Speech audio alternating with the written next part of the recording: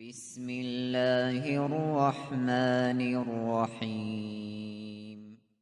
Draga moja braćo i cijenjene sestre, čovjek na ovome svijetu, budući da je njegov život ograničen i kratak, mora razmišljati kako će na najproduktivniji način iskoristiti svoje vrijeme. Da ne bi bilo na sudnjem danu da kaže ja lejteni qaddamtu li hayati, kamo sreće da sam se za život pripremio. Pa je uzvišeni Allah u Kur'anu nazvao ahiret životom, a nije dunjaluk nazvan tim imenom. Iako mi živimo na ovom svijetu, nije nazvan životom. Naprotiv, za dunjaluk uzvišeni Allah kaže وَمَا الْحَيَاتُ الدُّنْيَا إِلَّا لَعِبٌ وَلَهُ وَلَدَّارُ الْآخِرَةُ خَيْرٌ لِلَّذِينَ يَتَّقُونَ أَفَلَا تَعْقِلُونَ. Dunjaluk, ovaj svijet, nije ništa do igranje i zabavljanje. A ahiret je bolje za one koji se Allaha boje. To je u suri Al-An'am tako kaže. U suri Al-Ankebut ima sličan ajet. Kaže se وَمَا هَذِهِ الْحَيَاتُ الدُّنْيَا إِلَّا لَهْوٌ وَلَعِبٌ وَإِنَّ الدَّارَ الْآخِرَةَ لَهِيَ الْحَيَوَانُ لَوْ كَانُوا يَعْلَمُونَ. Ovaj dunjaluk nije ništa drugo do zabava i igra. A ahiretski život, to je pravi život. Pa je znači ahiret nazvan životom, a dunjaluk nije nazvan znači tim imenom. Stoga čovjek, znači dok boravi na ovoj zemlji, mora razmišljati, znači kako će iskoristiti ovaj život koji je ovdje sredstvo, a nije cilj, mora iskoristiti ga znači na najispravniji, najbolji način. Mi vidimo danas ljude da se zabavljaju raznoraznim stvarima. Trače svoje vrijeme i znači gube svoje vrijeme u raznoraznim stvarima. Gdje ljudi puno vremena potroše jeste sport. U sportu puno vremena potroši. A posebno u sportu na prvom mjestu se potroši puno vremena na nogometu.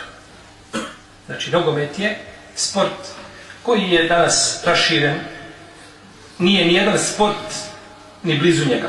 Poslije Drugog svjetskog rata kako je krenuo, znači ka onoj gore ili ka vrhu ljestvice ili sportova, nije pao nikada. I tako da danas nijedna stvar ne može ni približno parirati nogometu. Nogomet je znači danas taj koji je osvojio ljudske razume, njihove kuće, njihova srca, pa je čovjek spreman je da babu ostavi na smrtnoj postelji. On kaže, babo, sačekaj samo 90 minuta, reci duši da ne izlazi dok ne riješi se vamo i nakon toga ja se vraćam i opet sam kod tebe. To ukazuje znači koliko je sport, jel tako, znači okupirao ljudske razume, mislim ovdje konkretno ili na fudbal. Mi ne želimo govoriti i pokuditi sport. Nije to cilj. Jer sport je u mnogo slučajeva koristan ljudima. Da se bavi čovjek sportom, da održava svoje tijelo, jer tako, to je pohvalno i to je lijepo. Naravno da ga to ne odvodi od obavljanja farzova, od stjecanja nauke i znanja koje mu je farz, vađib i slično tome. I da nema drugih šerijatskih suprotnosti svakako. Međutim, sport za koga je štetan? Za mase koje gledaju. Za gledatelja sport je štetan. Jer ti gledanjem samim ništa nisi dobio. Samo te je neko iskoristio. Ti si u tome slučaju nečija sluga. Ti nikada nećeš gledajući sport postići nešto. Do jučer čovjek bio trom, ne može pomaknuti. Preko noći pogledao par utakmica, pa tamo ne znam nečega i ujutru se probudio ko lastika. Vitan, previja se. Kakvi stoke rameti preko noći se dešavaju, čovjek gleda, nemaš nikakve koristi od toga kao gledatelj. Da igraš sam sobom, da, to je korisno i pohvalno, kažemo uz uslove i da to ne bude sada tako da je čovjekov život vezan za sport i za fudbal. Međutim, ti kao gledatelj nemaš od toga posebnu korist. Nego tebe neko, znači, u tom slučaju tebe neko iskorištava. Našto znajući da je danas sport, fudbal, postao put i metod i način da se ljudi razjedinjavaju, da se ljudi mrze, da se ne mogu smisliti.